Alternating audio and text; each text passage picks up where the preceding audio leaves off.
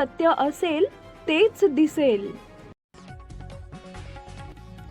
पोलिसावर दाखल असलेला गुन्हा मागे घेण्यासाठी 15 लाख रुपयांची खंडणी मागून ती स्वीकारत असताना जोडभावी पेठ पोलिसांनी तिघांना रंगेहात पकडले. ही कारवाई शुक्रवारी दुपारी एम्प्लॉयमेंट चौक परिसरातील एका हॉटेलमध्ये करण्यात आली आहे. अटक करण्यात आलेल्यांमध्ये पूजा ढवळे वय वर्ष 37 राहणार शिवगंगा नगर, मिलिंद कांबळे वय वर्ष 47 राहणार बुधवार पेठ व लक्ष्मी लोंढे वय वर्ष 45 राहणार SRPF कॅम्प परिसर यांचा समावेश आहे. या प्रकरणी जितेंद्र रामहरी भोसले वय वर्ष 42 राहणार नेताजी नगर जोडभावी पेठ यांनी फिर्याद दिली आहे. भोसले यांच्यावर दाखल असलेला गुन्हा मागे घेण्याचा आमिष दाखवत आरोपींनी 15 लाखांची मागणी केली होती. तडजोडीनुसार शुक्रवारी सकाळी भोसले यांना हॉटेलमध्ये बोलवण्यात आले.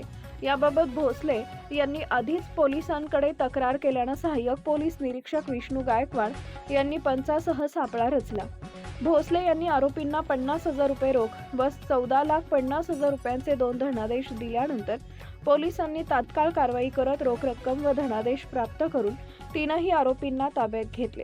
खंडणीची डील SRPF कॅम्प परिसरात ठरल्याची माहिती तपासात उघड झाली आहे. या प्रकरणी तिघांविरोधात BNS कलम 308(2), 351(3), 35(5) अंतर्गत गुन्हा दाखल करण्यात आला असून पुढील तपास सुरू आहे.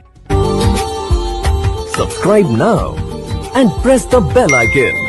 Never miss an update.